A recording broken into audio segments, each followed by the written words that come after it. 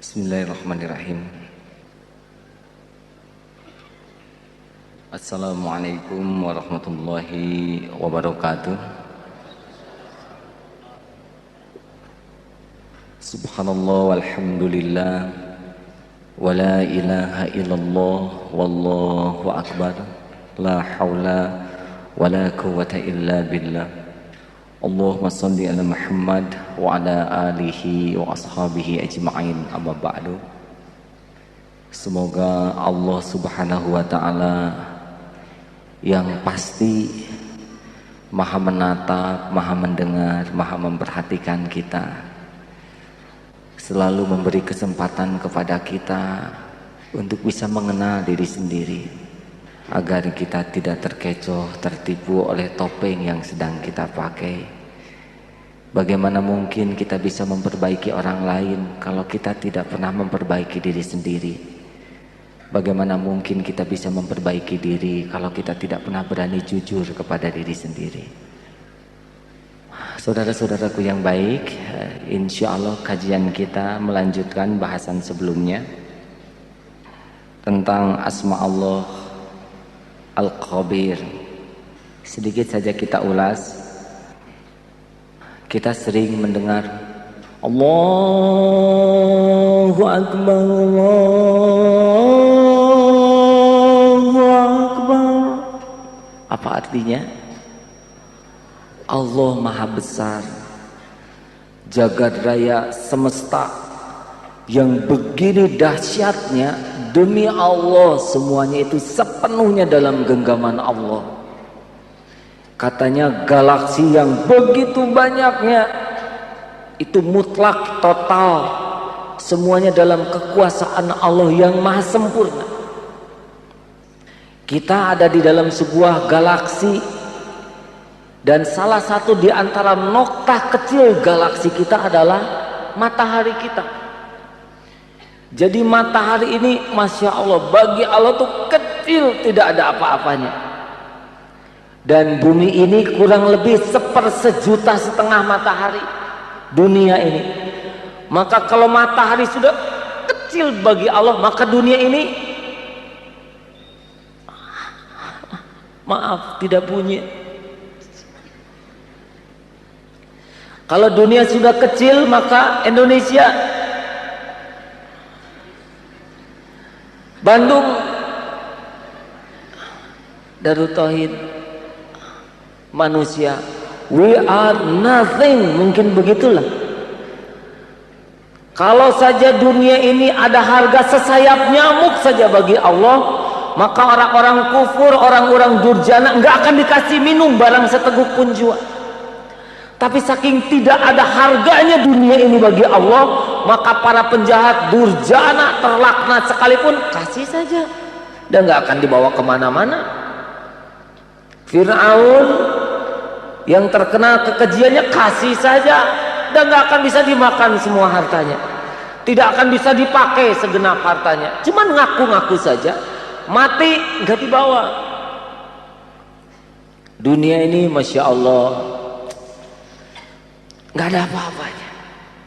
Dunia cuman tempat mampir sebentar aja kita ini. Ya, ini kita lagi episode mampir. Tuh anak-anak yang kecil-kecil sudah siap menggantikan kita. Ya, beberapa yang sudah siap, kain kafan sudah tersedia. Maka kalau mendengar Allahu Akbar, Allahu Akbar, ketika azan itu urusan dunia tuh jadi kecil sekali. Bisnis mau untung berapa? Kenapa harus azan dikalahkan oleh jualan? Untungnya juga cuma 1.000 2.000. Nggak masuk di akal. Alhamdulillah kita punya usaha, beberapa usaha azan tutup, tapi banyak pembeli, bagus aja ke masjid. Mau apa? Untung berapa? Supermarket puluh-puluh juta, kecil bagi Allah. Yang membagikan rezeki adalah Allah yang Maha Agung. Nggak akan terhalang gara-gara kita sholat, rapat, azan dilabrak terus. Bagaimana kita punya gagasan cemerlang, ide cemerlang, sedang Allah yang memiliki segala urusan tidak kita gantungi. Jadi maaf-maaf saja, kalaupun kita harus bertempur, Allahu Akbar, itu harusnya membuat musuh itu jadi kecil-kecil. Musuh itu kan bonus dari Allah buat kita. Kalau nggak ada musuhnya, apa yang menarik dalam hidup ini? Pahlawan tuh butuh penjahat. Nah, kalau nggak ada penjahat tidak bisa jadi pahlawan. Maka kita tidak usah panik lihat musuh-musuh itu kan bonus dari Allah buat kita. Coba Mike Tyson tinju sendiri, pasti nggak menarik. Bagi kita adanya musuh ini ladang amal. Kenapa harus gentar? Kita bikinan Allah, musuh bikinan Allah. Sama-sama makhluk ciptaan Allah dan sama-sama dalam genggaman Allah. Kalau saya harus berkelahi dengan orang yang tinggi besar dan dia begitu, saya akan pikir-pikir dulu. Dan zikir-zikir dulu. Ya Allah, Engkau takdirkan, Engkau buat dia sebesar itu. Sedang Engkau desain saya semungil ini. Dia ciptaanmu, saya milikmu. Kebetulan misalkan preman ini akan menganiaya seorang akhwat yang masih SMP. Rob, kalau memang lari terbaik bagi saya dan itu engkau sukai, buatlah saya bisa lari tanpa mempermalukan siapapun. Tapi kalau terbaik menurutmu bertarung, maka tiada satupun yang dapat melumpuhkan kecuali engkau. Ya Allah, bisa jadi dengan keyakinan seperti itu, Bismillahirrahmanirrahim, lah. Pas mukul, pas kena yang paling sensitif pada dirinya, ya enggak? Kebetulan bisulnya sedang besar. Allah Maha mengatur semua mudah saja, karena dia juga milik Allah. Pantang, kenapa harus gentar? Ya. Yang penting kita tidak pernah zolim. Kalau kita pukul dia sudah jatuh, lalu kita ambil bata, nah inilah yang rugi buat kita. Berarti kita sudah berkelahi hanya memuntahkan nafsu. Ingat Imam Ali pada waktu berkelahi itu ya, ketika musuhnya sudah dihantam dan jatuh, tiba-tiba musuhnya meludah ke wajahnya. Tidak jadi oleh Imam Ali dihantamnya. Bangkit. Kenapa tidak jadi, Li? Kamu membunuhku. Karena aku khawatir membunuhmu bukan karena Allah, tapi karena ludah. Bangkit. Bagi kita bertarung itu adalah kehormatan, menjaga kemuliaan, bukan perkara menang dan kalah. Kita nggak pernah rugi. Dipukul, kita dalam keadaan benar, sakit, berguguran dosa. Menghantam dengan cara yang benar, dia terjungkir, kita dapat pahala.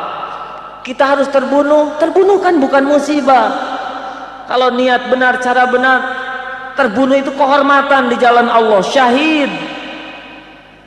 Kita membunuh kalau toh dia memang yang terbaik, itu terbunuh karena kezolimannya merajalela, tidak jadi nista, na'udzubillah. Sepanjang niat dan caranya sah itu ya. Kecuali kalau kita salah, maka membunuh itu merupakan satu dosa besar, na'udzubillah min dzalik. Saudara-saudaraku sekalian, saya tidak menganjurkan bunuh-bunuhan, tapi saya ingin menyampaikan kalau suatu saat kita ada rampok masuk ke rumah dan kita melawan dengan cara terbaik, karena itulah yang terbaik untuk melindungi ibu, anak kita, kemudian kita terbunuh, itu bukan musibah. Musibah itu hidup mengingkari Allah seumur-umur, ini musibah. Dibunuh mati, tidak dibunuh juga mati akhirnya.